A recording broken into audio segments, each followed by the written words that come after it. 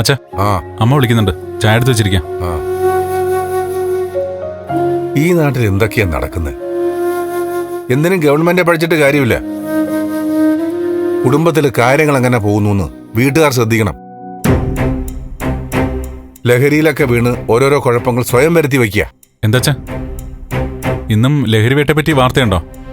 അല്ല, ഒരു ചെറുപ്പക്കാരന്റെ ഡെഡ് ബോഡി കിട്ടിയെന്നുള്ള വാർത്ത.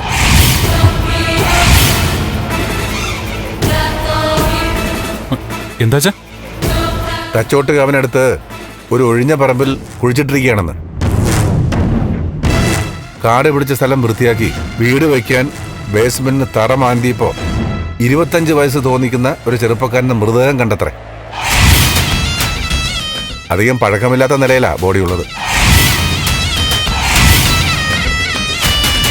നേരത്തെ ചാനലിലും കാണിച്ചിരുന്നു.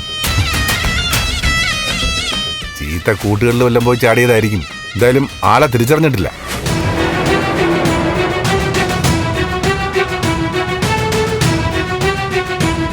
നീ എന്താടാ പേടിച്ച പോലെ നിൽക്കുന്നത്? ഒന്നുമില്ല. എന്നാ വൈകി.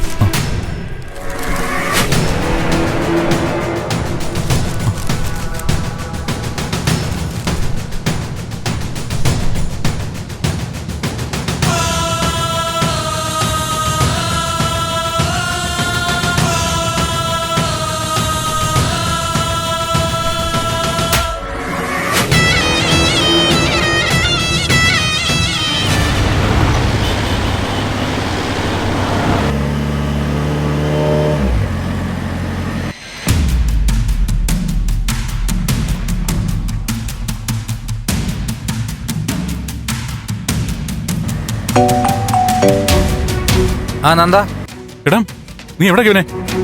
ഞാനൊരു യാത്രയിലാ. എയർപോർട്ട് എത്താറായി. ഓ, അപ്പൊ സംഭവം അറിഞ്ഞ് നീ നാട് വിടുവല്ലേ?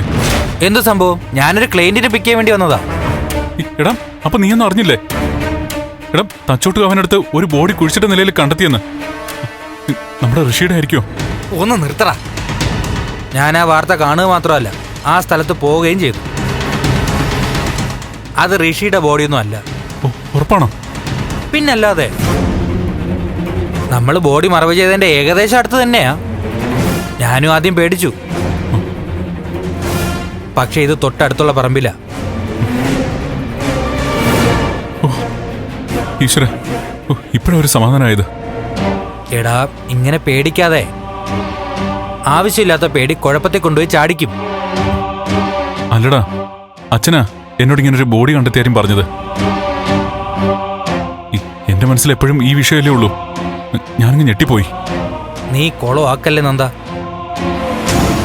ഒന്നാമതേ നിന്റെ രീതികളിൽ അവിടെ അങ്കിളിനും നിന്റെ ദേവിക്കൊക്കെ നല്ല സംശയമുണ്ട്. അതിൻ്റെ ഇടയിൽ ഇതും കൂടെ ആയ അങ്കിളിന് അത് വലിയ ഡൗട്ടാവും.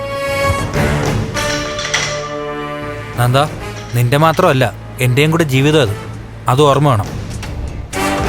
ആ, അറിയാം കെവിനെ. അച്ഛന്റെ അമ്മയുടെയും ദേവിയുടെയൊക്കെ മുമ്പില് ഞാൻ വളരെ സൂക്ഷിച്ച കാര്യങ്ങൾ സംസാരിക്കൂ. നീ പേടിക്കണ്ട. ആ, ഒക്കെ ഞാൻ ശ്രദ്ധിച്ചോളാം. അതുപോലെ ബെല്ല പറഞ്ഞ കാര്യം സൂചിപ്പിച്ചതറിയാലോ. ദേവിക ഇനി ഒരു തരത്തിലും കേസുമായിട്ട് കണക്ട് ചെയ്യിപ്പിക്കരുത്. നിന്നെ ഓർത്തിട്ടാ ബെല്ല ഇങ്ങനെ ഒരു കേസിൽ ഇടപെട്ടത്. ദേവിക DVSP വിളിച്ച് കുറ്റപ്പെടുത്തിയതൊക്കെ അവളെ ഹേർട്ട് ചെയ്തിട്ടുണ്ട്. നീ അതൊന്നും ശ്രദ്ധിക്കണം. എനിക്കറിയാം. ദേവി ഈ കേസിൽ ഇടപെടാതെ നോക്കാം. എടാ, ഇനി എന്റെ ഭാഗത്തുനിന്ന് ഒരു വീഴ്ച ഉണ്ടാവില്ല. കേസിന്റെ ഗൗരവം എനിക്കറിയാം. ആ, ഓക്കേടാ. എന്നാലും കണ്ടെത്തിയ ബോഡി ഋഷിയുടെ അല്ലെന്നറിഞ്ഞപ്പോ ജീവൻ തിരിച്ചു കിട്ടിയതുപോലെയാ. നീ തൊട്ടതിനും പിടിച്ചതിനൊക്കെ ഋഷിയെ പറ്റി ചിന്തിക്കാതെ നമ്മൾ ഏറ്റെടുത്ത ദൗത്യം പൂർത്തിയാക്കാൻ നോക്ക്. ആ, ശരി ശരി, ഞാൻ ശ്രദ്ധിച്ചോളാം. ഇനിയൊരു പിഴവും വരാൻ നോക്കിക്കോളാം. നീ എൻ്റെ കൂടെ ഉണ്ടായാൽ മതി. ശരി, ഓക്കെടാ.